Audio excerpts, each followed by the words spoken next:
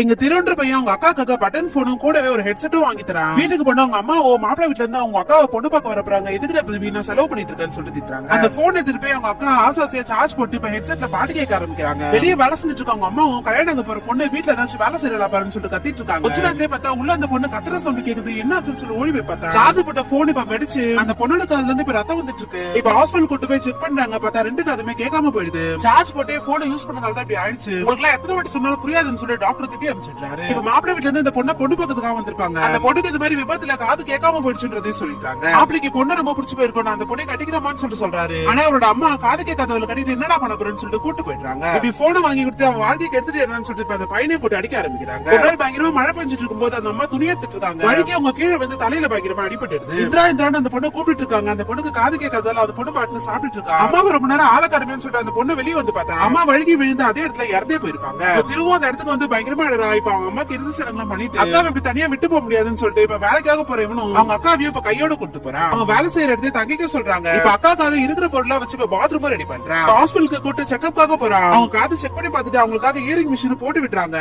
பொண்ணுக்கு இப்ப நல்லா காது கேட்க ஆரம்பிக்குது. இந்த இயரிங் மிஷின் எவ்வளவுன்னு சொல்லிட்டு கேட்டா டாக்டர் 1 லட்சம் சொல்லிட்டு சொல்றாரு. அவ்வளவு காசுக்கு எங்க போறதுன்னு தெரியாம இவனும் அக்காவை பயங்கர சோகமா வெளியே கூட்டு வரும்போது அந்த ஹாஸ்பிட்டல்ல நகை ஒண்ணு கீழே கிடக்குது. அது கீழே இருந்து திருட்டுத்தனமா எடுக்கிறாது அவங்க அக்கா பாத்துட்டாங்க. அதனால அப்படியே அந்த டாக்டர் கிட்ட போய் கொடுத்துட்டு வந்துடுறான். இவனும் அந்த காயலக்கடையில இருக்கிற பொருளா வச்சு புதுசு புதுசா ஏதோ செஞ்சுட்டு இருப்பான். ஒரு வெயிட் மிஷின் மாதிரி ஒண்ணு தயாரிச்சு 500 ரூபாய்க்கு அந்த ஒருத்தர் கிட்ட வித்துட்டான். இவனும் அந்த அக்காவோட இயரிங் மிஷின் வாங்கணுன்றதுக்காக காசு எப்படி எப்படியோ புரட்டி பாக்குறான். காசே சேர மாட்டேங்குது. அந்த வெயிட் மிஷின் வித்தவரும் திரும்ப வந்து நீ கொடுத்த வெயிட் மிஷினை கொஞ்சம் ஆல்டர் பண்ணி எக்ஸிபிஷன்ல வச்சேன். அது மாதிரி நிறைய பீஸ் எனக்கு ஆர்டர் வந்துச்சு. சேல்ஸும் ஆயிடுச்சு. உன்னால நான் நிறைய காசு சம்பாரிச்சேன். இந்த 2 லட்சம் சொல்லிட்டு இப்ப கொடுத்துட்டு போறாரு. இப்ப இந்த காசை வச்சு அக்காக்கு இயரிங் மிஷினும் வாங்கிட்டான். எப்படியோ ஒரு அக்காக்கு கல்யாணமும் பண்ணிட்டான்.